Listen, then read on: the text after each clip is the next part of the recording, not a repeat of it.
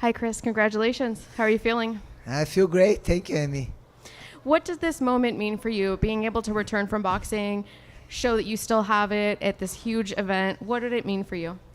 You know, we already been prepared. It's supposed to be fight cat to cat, but you know, the moment the time it was not working. But we did some boxing fight, and it will help me improve my game, learn more about boxing, training more. You know, I'm really happy to be at the history event, Bellator 300.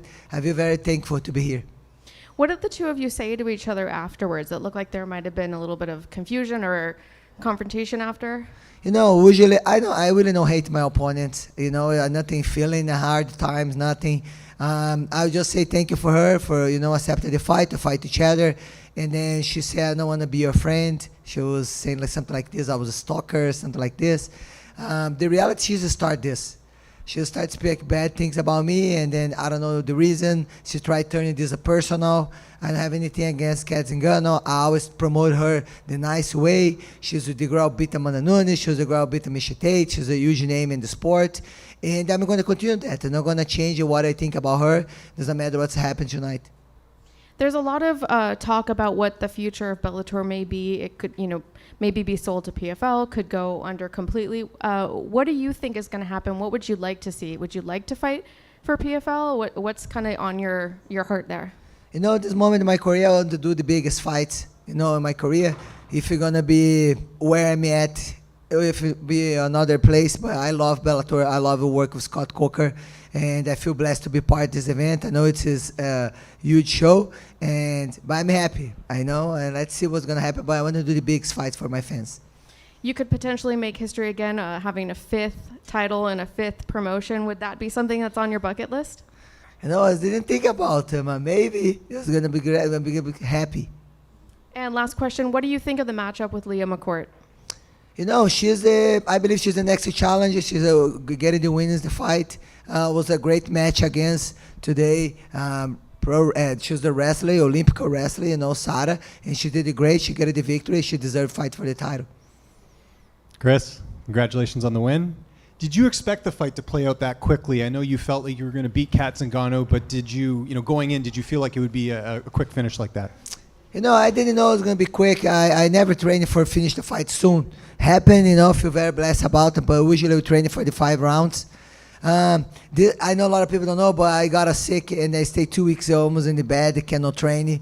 And I was watching the fights, the training, the Cat Zingano, everything. But I feel like I train everything. We did the camp for 12 weeks and I got sick and stayed 2 weeks and not able to train right. And I was thinking about we're going to continue fight or not fight. But, we did all the exams. I feel great. And I feel very blessed the opportunity to be fighting here in 300. We think about maybe not, but I said, no, it's a special we have to make. And, much respect for Cat. I know she was a danger fighter, and she's really a lot of heart. How close were you to pulling out of the fight? You said you were really sick. Was there like that conversation of maybe having to withdraw?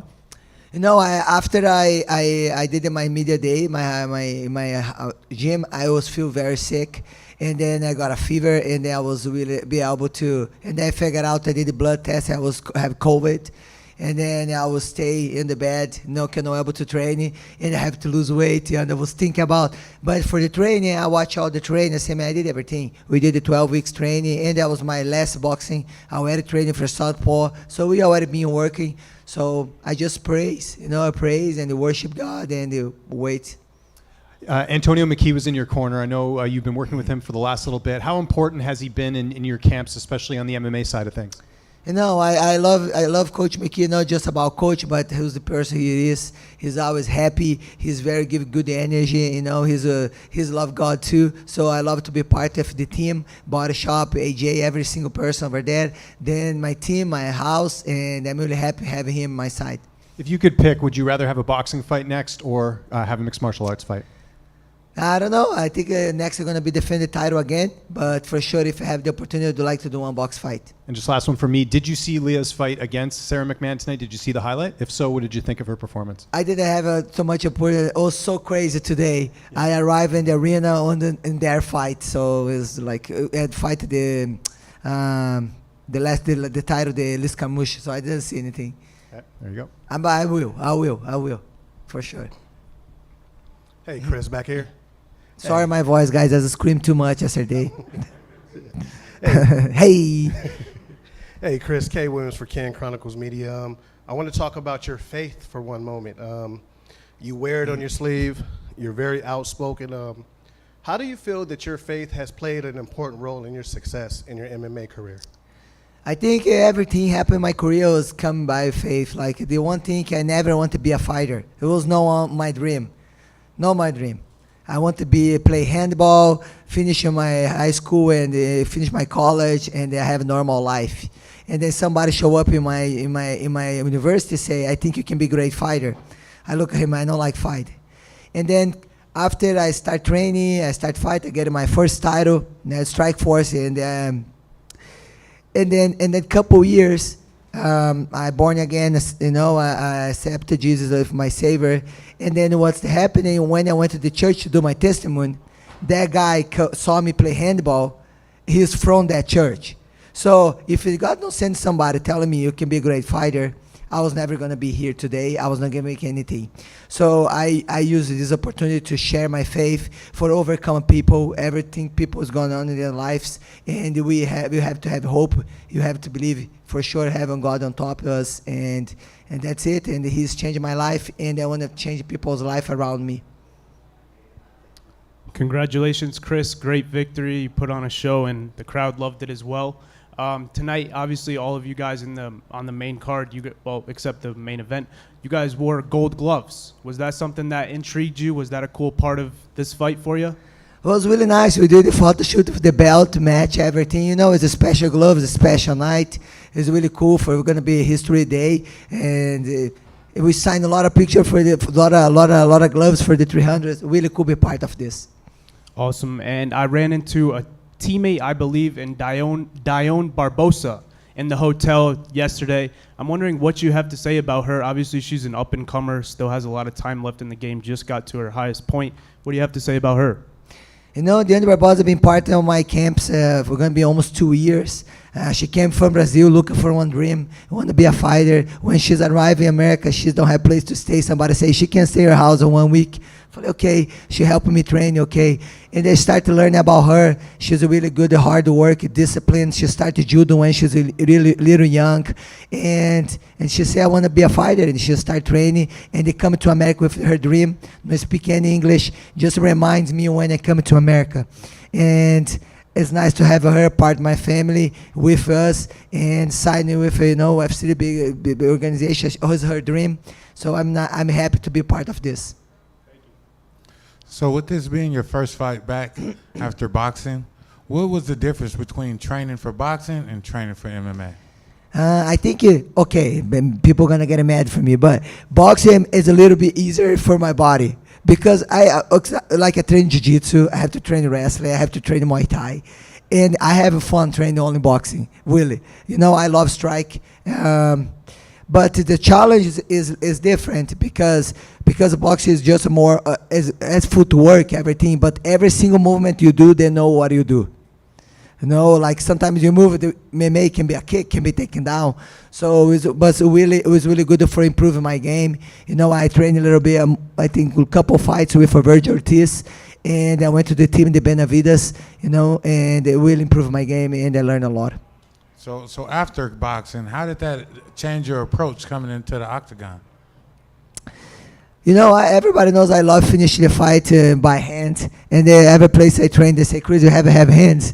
And then, the small gloves is different. So really, just, improve my game. Before I'm more wild, I can tell you I'm getting better. I know I'm getting more experience, but I'm getting better, more calm, and to see the opportunity to finish the fight than before. This has helped me a lot. All the champions were in the cage together at the end there. Was there anything said between you, Usman, and Liz? And how did it feel to have that confetti come raining down on you? Sorry, I don't got it. Sorry. So there was a moment in there when you, Usman, and Liz took a picture. How was it? And did you talk to any of the champions? How was it to have that confetti come rain down? I say congratulations, Usman, to the win, and then for Liz too. I was with her when she got the title in Hawaii. It's really cool. She's a legend too in the sport and pioneer in the sport for a long time, and it's really cool to have her in the cage. So you said big fights are the only thing that really interests you now. Larissa Pacheco is the lightweight champion over in the PFL. That's a fight that's kind of been going around a bit on Twitter. Is that a fight that interests you, and do you know who Larissa is? I didn't say only interested in the big fights, but I would like to make more big fights. And who's supposed to be in the list? If it be Pacheco or Kayla or next will be on the line, for sure I'm going to prepare, and I already have there in my minds. Cris, congrats on another title defense tonight. Dominant is an understatement when we're talking about this Thank you. performance. What was your mentality going into this training camp and leading up to fight week? You know, we prepare for everything. You know, grappling, wrestling, and jiu-jitsu. I know people say, Chris, you're finished fight more strike. But now it's going to be like 18 years. You know, I got my black belt. I like throw people on the floor, but I like to finish it by hands. So, but we work a lot of submission. I got my black belt. So I feel like complete athlete in the ground and strike and stand up. And it just now I start learning how was the better situation, the fight we can finish, or you can do the 5 rounds, but you can keep doing. Now, you've really beaten everybody that the Bellator has put in front of you. Next up, it looks like it's going to be Leah McCourt. If it were up to you, where would you want this fight to take place? Where? Where would you want the fight with Leah to take place? What I mean? If it were up to you. Our city. I asked for being in Japan. It's gonna be one of my dream. You know, I came from shoot the box, so I have a lot of big stars that fight there in Japan. And the beginner, they don't have a girls fight there. And I always say I would like to fight in Japan. They say don't have girls over there, don't have girls over there. And then start building sport and have girls over there. And I'm really happy, and I would like to be there. But you know, Scott, who's gonna be the choose the place? I'm okay. And last one from me. What is your post-fight meal going to be tonight? I'm gonna be at the lobby at the hotel and enjoy with my family, friends, and that's it. Easy one. Hey, Cris, right here. Congrats on the big win. You're very intense in these fight weeks and these face-offs and these weigh-ins, but you seem very calm, cool, calm, and collected ahead of these fights. How do your nerves compare now compared to how they were earlier on in your career? I feel like before I work more emotion, I'm more, and then now I can control the emotion. I can go over there cold, even if I, have a little more less emotion. The reality, I think this last fight, I know I get a lot of in the wins because I have a hard time for finish the camp because I got sick. I have to lose weight. It was really like I made it. I'm here, and then I'm ready for tomorrow. Like it was. And I asked Liz a similar question, but when you look back at this Bellator tenure, your stint under the Bellator banner, it's basically perfect, essentially a perfect run in Bellator. What types of emotions, what types of thoughts come to your mind when you think about this run you've had in Bellator? About belt? Yeah, Bellator. Like when you think of your career in Bellator, in this promotion, what kind of emotions and thoughts come to your head? They always say like the good son, good daughter come back home. And then Scott Coker was the promoter that gave it the opportunity for me when I fight Gina Carano in Strike Force. He was believing in the women's MMA. And when I signed with Bellator, I worked with Scott Coker. For me, it was like the daughter come back to home, and I feel home. A lot of people working in Bellator, they work with me in the Strike Force when I was like 21. So now it's really nice back to here and the fight here. Every single face I know then from there, and they make me really thankful.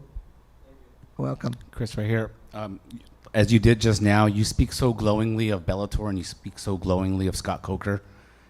If this promotion ceased to exist, either by being merged with another one or if it went away completely, would you be disappointed? How would you feel about that? I live the moment. Everything is a plan of God. If it's gonna be a plan, don't have anymore, I'm gonna continue training and fighting for the opportunity. If Bellator or Scott know me here, I'm gonna continue to be thankful for them. They're gonna be raised. I defended my title 5 times. With them is gonna continue and be the history, and I'm gonna continue be thankful and talk about them for sure. What specifically, like what's been different for you in Bellator compared to the time that you were with the UFC? What's been better for you? What's worked out better for you? What can you speak to in that regard? I think the first immature. Maybe I mature better. I have hard times there for sure. Like you don't need to love the person you work, but if you love the person you work, it's better. But you know, this is already in the past. You know, I don't change anything in my life now. It just make me grow, making me like talk to young fighters, something my experience about, and that's it. And last question for me is, at this stage of your career, Chris, you've accomplished everything, you've done everything. What do you have left to prove? Like, why stay in the fight game and continue to keep going on? You know, I love my job. I think the opportunity to be the champion, the opportunity to be fighting, is the opportunity to share my faith and then help with my legacy. Okay, my legacy is not just to hold 4 titles, but to go in the place I'm going, doing missionary work, help people. This is the legacy I want to leave. Welcome. Hi, Chris. Hi. It's been 10 years since women's MMA really blew up in the mainstream. And I wondered, a decade on, how do you feel about the current state of women's MMA? First, it make me a little bit old. Everybody look at me and say, everybody I talk, like I see a lot of people retire than people before me. And I say, maybe I'm in the next in the line. You know, but I feel great. I train, I feel great. But, you know, for me, make me really happy because my goal was never just I be the champion and nobody gonna get anything I did. No, I want to like open the door for women's MMA. I was fighting for having my division because I don't have it before, because I want to discontinue. I want the women's MMA continue. I want to be coming girls young and make it better than me, but the sport to grow more and more. You know, this is because I came to the sport. I want to show the girls can fight like a guys. When the people say, I'm going to be girls fight, that'll be good. No, and now you see like the family getting together for see the women's MMA fighting. This makes me really happy and excited to see the young girls. Hi, Chris. First of all, congratulations. You're a bona fide legend of the sport, and a lot of people think you're the greatest female fighter of all time. At this point in your career, when you keep on winning and winning and winning belts, do you think your greatness is taken for granted? I'm not gonna say I'm the greatest, but I live the fans say that. I think I'm doing my best, and the world is gonna stay in the history in the future. You know, the fans and the people gonna be know about Cris Cyborg. Don't know this girl, she did a lot. So you know, but for me, I just keep humble and keep work hard, and that's it. Hi, Chris. If you're able to fight in Japan, would you prefer to fight in a ring with Japanese rule sets, which include kicks to down the opponent, or do you want everything the same as it is here? If you have the opportunity, it can be anywhere, ring, cage, anywhere. Be ready. Beginning when I start training, I was training the rules for when the people shoot the box training, but can be ring too, no problem. Thank you, guys. Yes, thank you guys, everything for.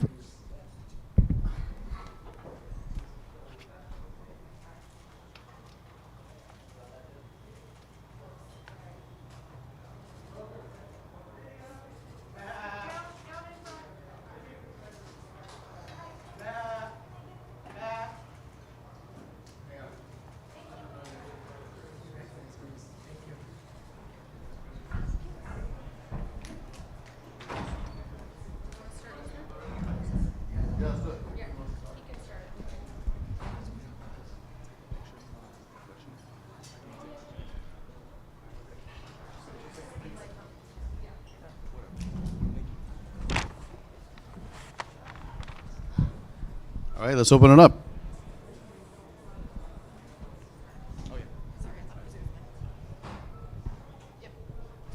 Scott, congrats on huge event, getting this far.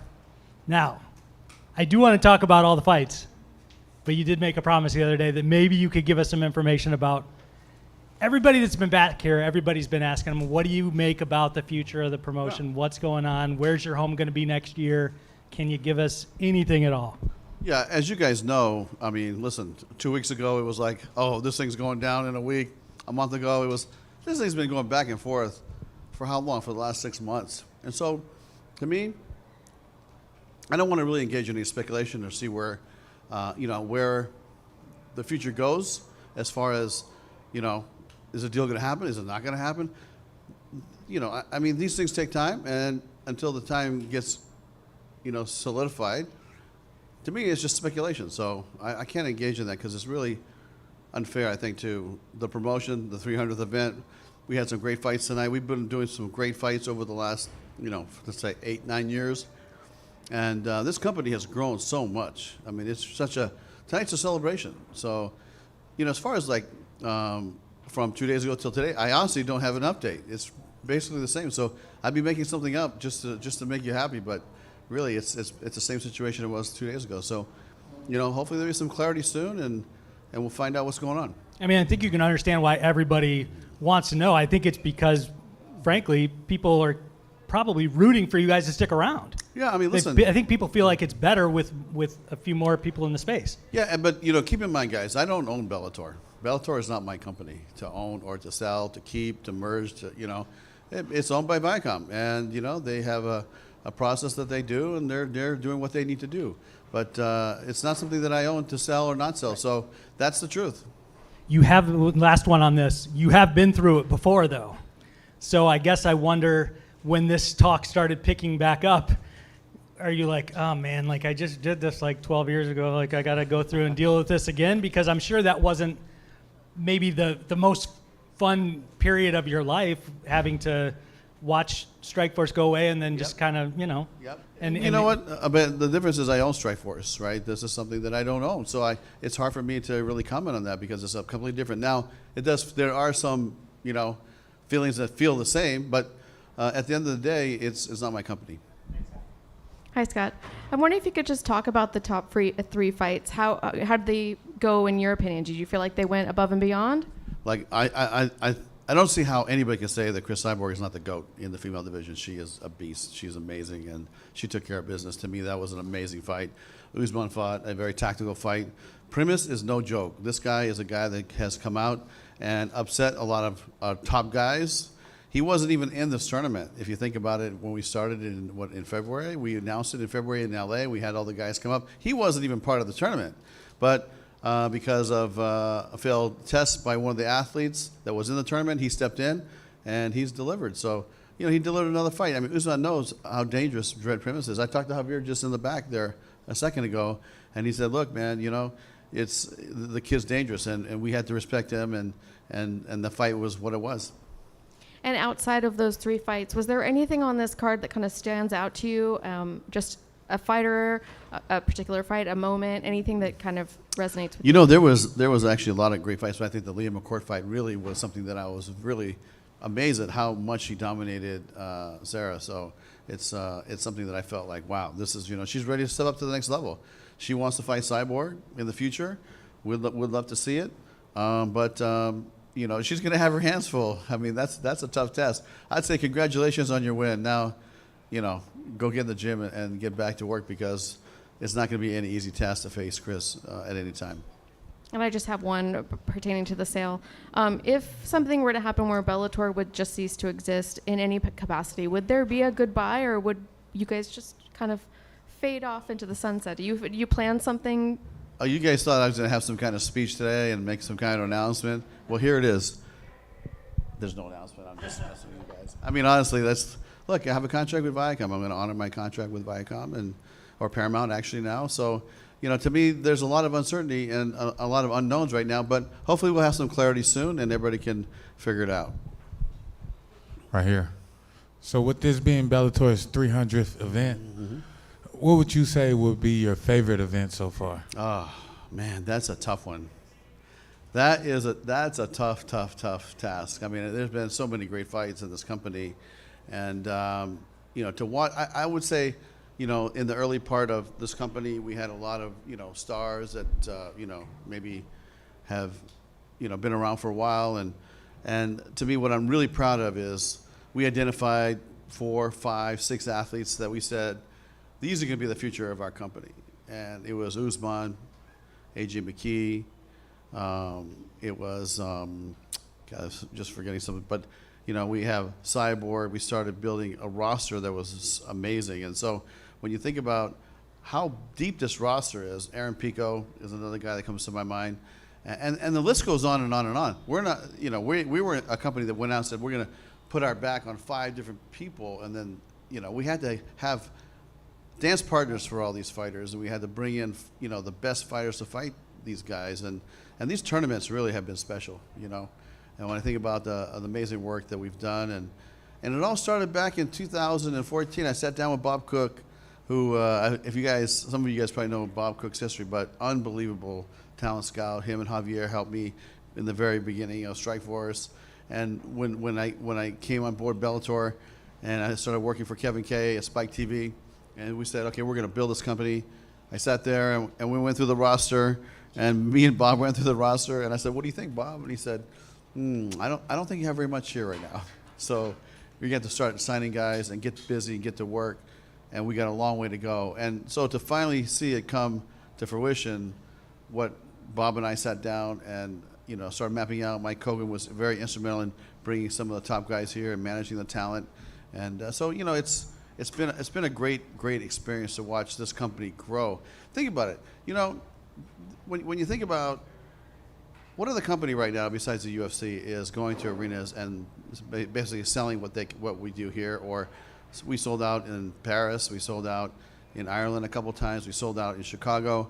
I mean, it's good to see the brand grow to the point it was, because when I first came here, it was, we were doing little casino shows, and I sat there the very first fight, and I said, "Oh man, we got a long way to go. This is going to be a lot of work." And it just proves. Listen, I worked hard in this company. I got an amazing staff. They all worked hard. We all found a common goal in where we wanted to go with the brand, and I think we executed.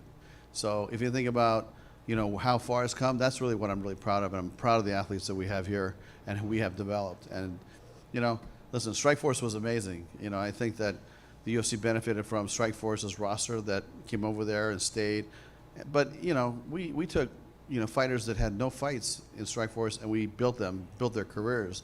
And same thing over here, and we're doing it right now. So, I think the sky's the limit, and I think we have a lot of talent on this roster, and, we'll see what the future unfolds. One more for me. So coming over from Strikeforce, what would you say was the biggest lesson that you learned from Strikeforce that helped you succeed in Bellator? I tell you, that's a very good question, because, this is something where I look back in my career as, having different seasons. Like, life has different seasons, right?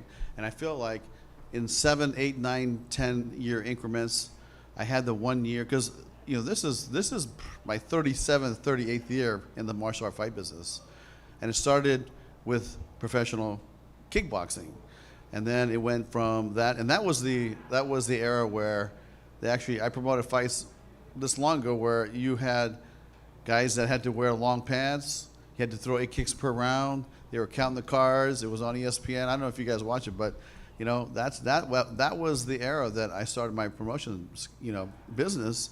And Javier Mendez fought for me, Mike Winklejohn fought for me, Rick Rufus fought for me, and then, then came the second generation, where we had Alex Gong and Kung Lee and Jean-Claude Loyer and all the Fairtex killers, and then came, let's say the K1 era, and that was another chapter, another season, I think, in my career. And then from K1, it went to Strikeforce MMA. And then I sold the company, and then I was in a non-compete, so I couldn't go anywhere. And then now the Bellator era came. And so, when you think about all the great fights in the history, it's really hard to identify like one fight but I could tell you this: the greatest fight that I've ever seen, I think, in person. There's 2 fights that come to my mind, and the one is in Pride, Las Vegas. I think it's Pride 1 or 2. It was Gomi fighting Nick Diaz. I thought that was unbelievable. And then the second, I thought, was Paul Daly fighting Nick Diaz here back in 2014, 2013, something like that. But yeah, I think those are my 2 favorite. What's up, Scott? Congrats on another big event. This was monumental. It was huge. San Diego enjoyed it. You always give a lot of credit. Chael said this earlier this week. You give a lot of credit to the fighters, the people around you. I truly believe that you deserve a round of applause. You deserve some credit. Thank you. Thank you. It's obviously your way. It's the person you are. There's nothing wrong with it, obviously. But How come you give all these other people credit and you don't take as much? You know what? To me, I've always felt this way, is that my job is to promote the athletes. My job is to promote the event. My job is to promote the fight. To me, this is about the fighters. The league is important, yes, and you have to promote the league. But man, at the end of the day, and I learned this from Mr. Ishii in K1 when I was working for Japan, and he said, never forget that these athletes are the ones stepping into the ring and putting their life on the line. It's not you. You're the facilitator, and you could be the promoter, but really, it's these guys. And it's always stuck with me, because at the end of the day, they have the samurai spirit. They have the Bushido spirit, right? And so I love martial arts. It's been part of my life for a long time. And I've had a great martial arts journey. And part of it is to be able to watch these guys just develop and grow and grow. And really, it's, you know, I have so much respect for these fighters, because what they do, think about it. They walk into a cage, they lock the door, there's one referee in there, and then it's on.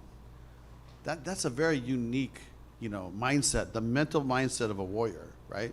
To me, that's what that is. And so I have so much respect for these guys, so much love for these guys and girls. It's like, you know, it's something very special. And that, to me, that's the martial arts way. And so that's how I was brought up. I like that a lot, man. Thank you. Thank you. So this week earlier we saw Leighton Vassell. Unfortunately, he was ill and had to pull out of this fight. Is two questions. I'll make it into one. Is replacements in these title fights something that is like a little bit more important to you now? And also, is that Bader-Vassell fight something that we could see in Chicago at 301 later this year? I mean, I don't think 301 is already full, so I don't think that's going to be possible. But I will say this: when I think about, you know, replacements, right? We heard from Linton Vassell's management he was sick, right?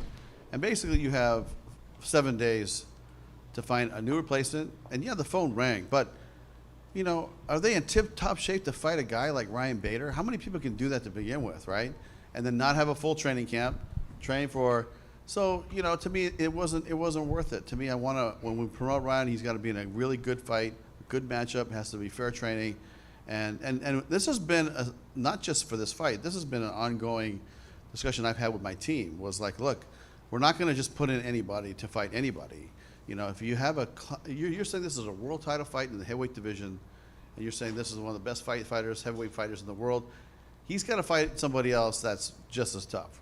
And they have to have the ability to train and perform. Otherwise, you know what you're going to end up with. You're just going to end up with, you know, a bad performance on one person's end. And so it's not fair. I don't think it's fair for the audience, and I just don't think it makes sense. This is something that we've adopted, you know, years ago, not just in the last, you know, 2 weeks or 3 weeks. Thank you. Scott, Leah came into the cage afterwards to kind of, you know, get something going with Cris.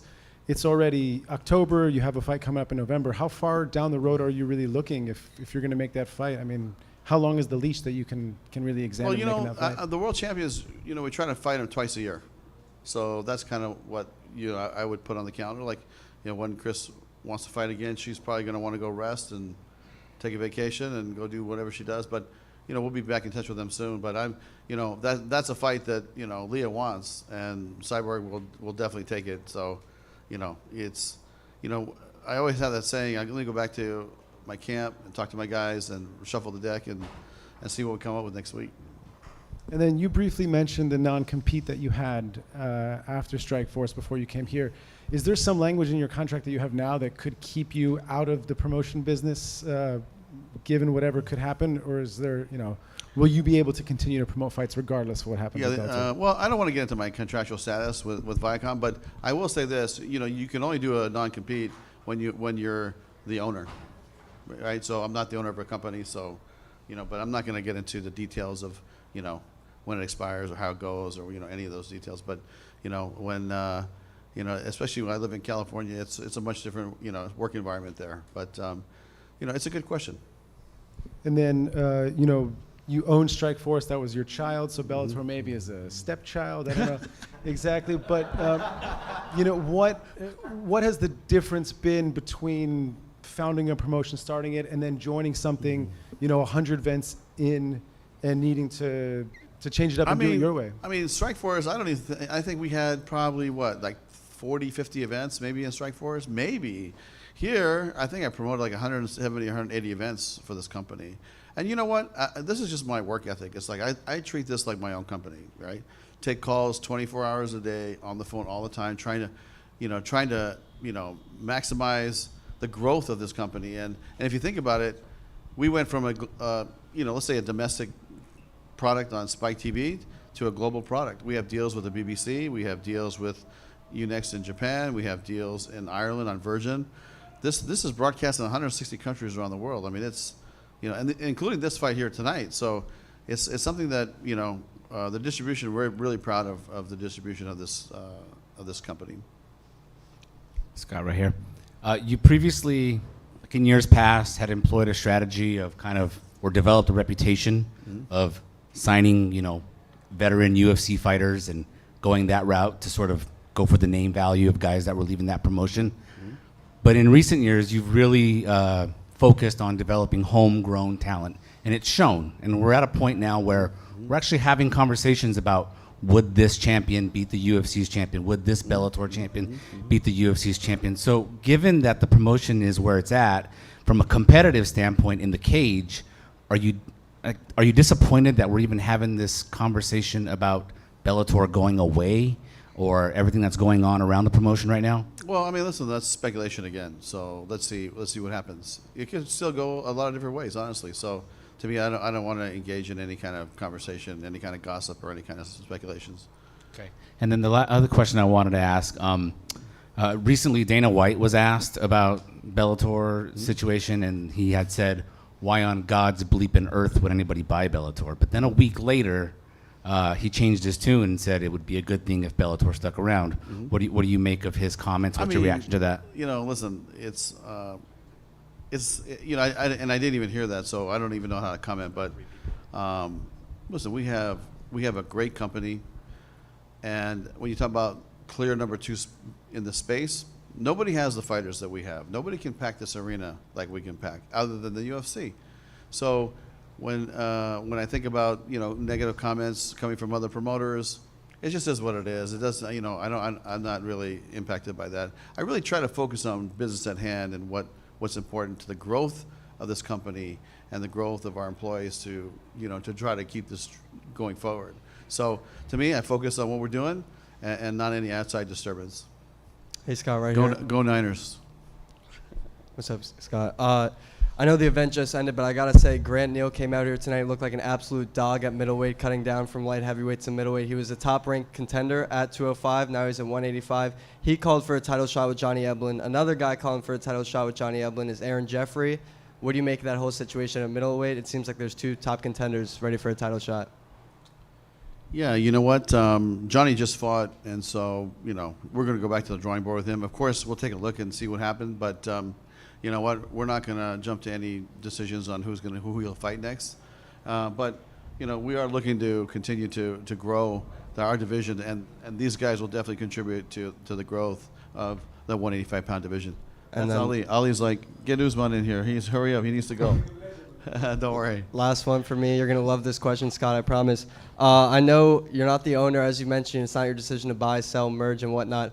But when you heard the rumors, just like us media members and the fans out there, that there is a chance, there is some speculation surrounding a possible merge with PFL, was there a little sense of excitement you felt, maybe something new, oh, that would be cool? Or is it more like you'd rather keep Bellator? If it were up to you, your opinion, keep Bellator a separate entity? Again, that's something that let's just see what happens, because again, I'll be answering on speculation, so I really just like to keep my thoughts to myself. But there'll be a time where we can have a conversation if this thing happens or not. Thank you, guys. I know Usman wants to go up here. Thanks, guys. Simon. Can I see you tomorrow?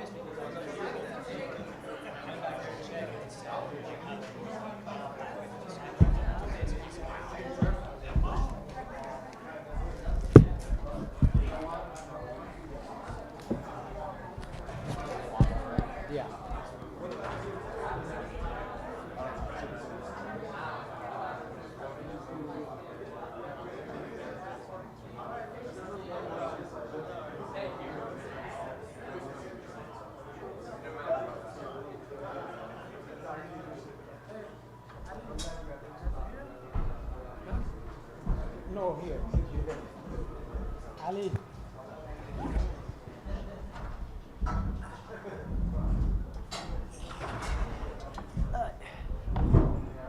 You guys will pay me too much money? Assalamu alaikum.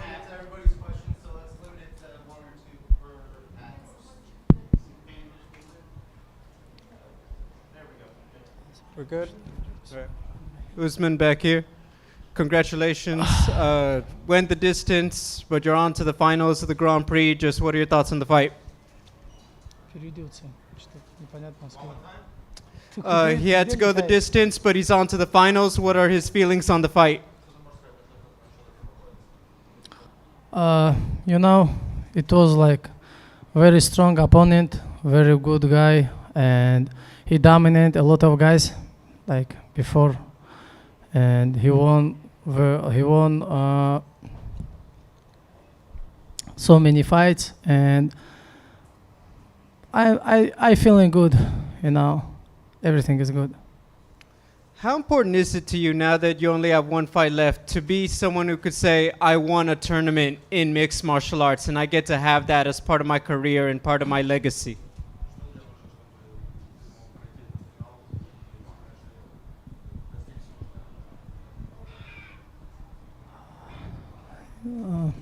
Ну, я думаю, у нас очень много работы, не только... Can I speak a little bit Russia because of I like don't understand your question like too. Я думаю, у нас очень много работы, чтобы сказать, что наше наследие, вот, она закрепилась, что вот теперь хватит. И не думаю, что выиграв этот гран-при, это конец. Это только начало, я сказал бы. I don't know. I have a lot of things to accomplish more. Even if I'll win this Grand Prix tournament, it's not going to be end for me. It's just a beginning. Usman, right over here. Congratulations on the big win tonight. Was there any specific game plan going into this fight, knowing how tough Brent is to get out of there in the cage? You know, like all my training camp, we was game plan, stay distant with this guy. First 2 rounds, we know he's so strong, even in the ground and pound, you know.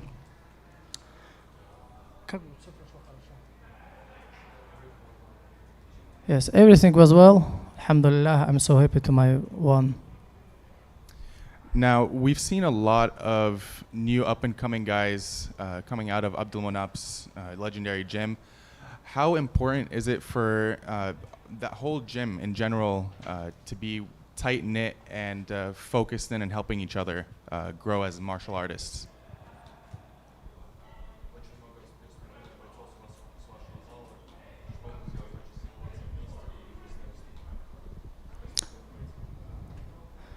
For me, this is very important, you know, for our gym. We have now like new generation, new really tough guys. I think you're gonna be hear about these guys soon. Like,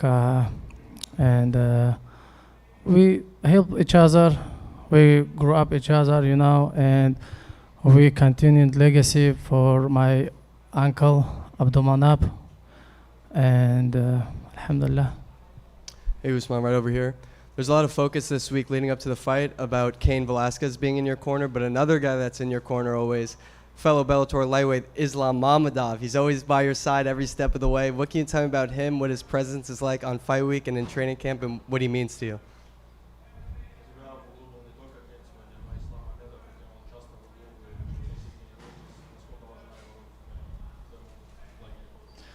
You know, today I tell him, hey, please, little bit quiet. I hear you. Don't be so nervous. I don't know. But I'm so happy to, he is my corner. Like, he was my corner a lot of times, you know. I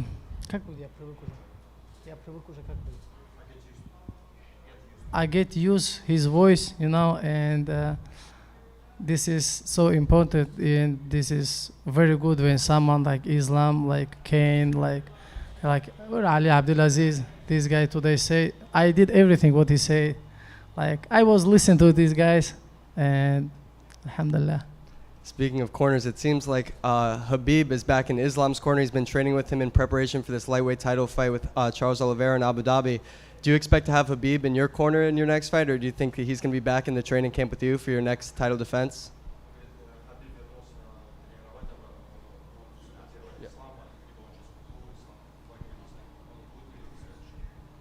He's not gonna be corner Islam. He just train, brother. Habib always training. He just come to Dubai, training, stay with these guys. Like this is very good energy, you know. But how I know he's not he's not comeback. He's not corner. He's not coach too. But he push all the time. When he in the gym, he's push everybody. No problem. Usman over here. Yeah. Congratulations. Thanks so much. What was the overall support you received this week in San Diego? And what was your favorite part of Fight Week this week?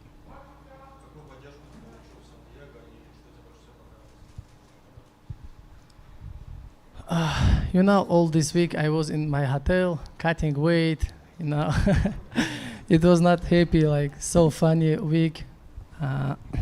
But atmosphere in the arena was great, and I appreciate it. Thank you. Usman right here. Yeah. Salam alaikum, brother. Brother, you have to say salam alaikum. Salam alaikum. Yes. There we go. All right. Alaikum. Congratulations out there.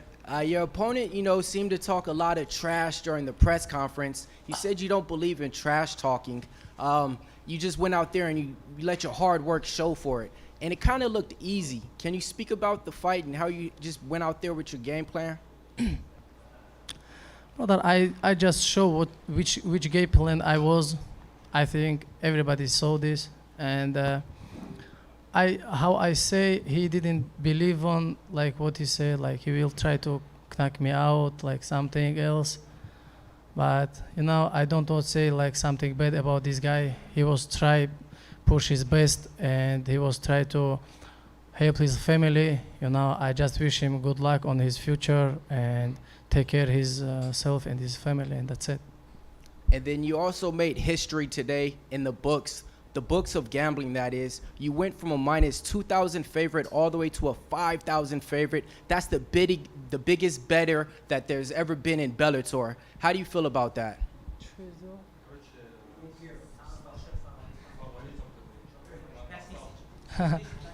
Don't care, brother, really, I don't care. Я не делаю ставок, вам тоже не советую. Yeah. Hey, Usman, K. Williams for Can Chronicles Media. At 18-0, what methods do you take moving forward to become an even better mixed martial artist? 18-0, 15 win streak, finish, yeah? Now 14, yeah. 18-0. Sounds good, yeah? 18-0. 25 years, 18-0. Who have this? I think nobody don't have this. Alhamdulillah, what I can say, brother. Nothing more. I'm just happy. Hey, Usman. So you just booked your shot in the Bellator lightweight Grand Prix finals. Do you think that you'll see Patricky Pitbull or Alexander Shabley on the other side of that tournament? Doesn't matter, brother. I didn't choose. These guys have fight. Let him fight. Who will win? We're gonna be waiting on the top, yeah? Like in the final. We'll see. So you're on a very long undefeated win streak. Do you think you'll eventually be able to get to that 29-0 that Khabib got, and potentially maybe even get to 30-0 and beat him? No, brother. I didn't look like too much future. Like, I'm so happy to be here now talking with you guys, and alhamdulillah.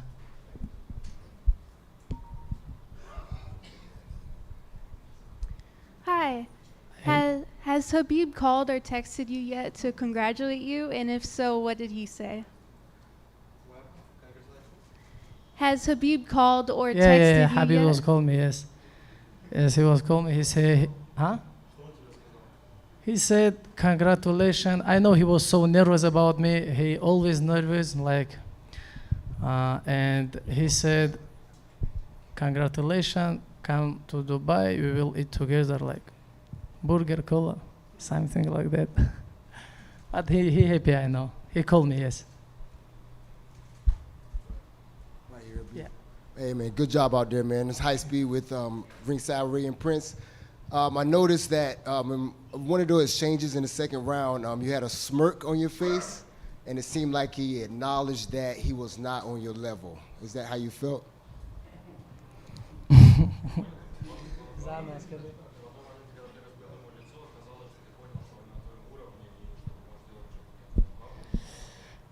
Yes, honestly, I understand.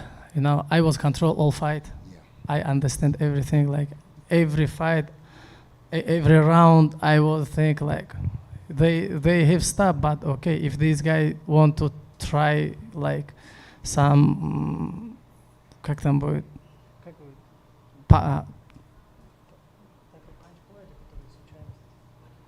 lucky punch. He was, if you want like lucky punch, you need something else. Okay, we'll try. But I was control everything, dominate. Yeah. Yeah, man. And one more. I know they said at the last press conference you didn't have a name, and I think you have a name, man. We should call you Sir Kicks a Lot. What do you think about that name, Sir Kicks a Lot? No, I don't like Sir Kicks. No. Dominate is better. I like that. Thanks, man. Yeah. Good job, sir. Thanks so much.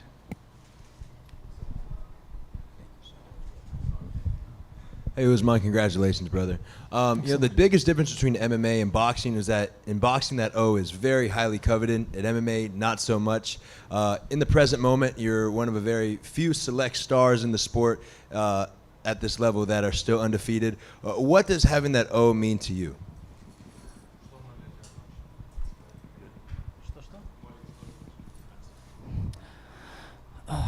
You know, this is mean for me.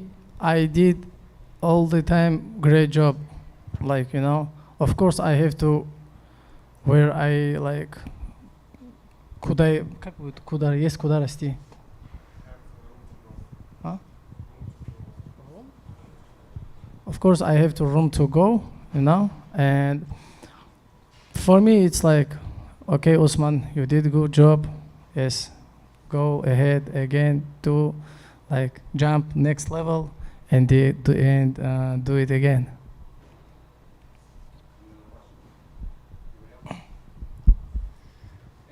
Thank you so much, guys.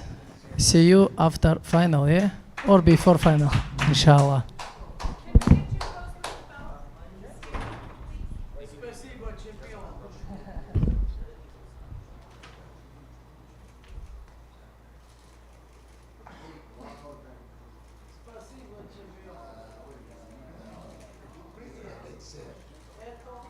Thanks so much. Thank you. Good job, man. I'm gonna find you a name, bro. I'm gonna get you a good name.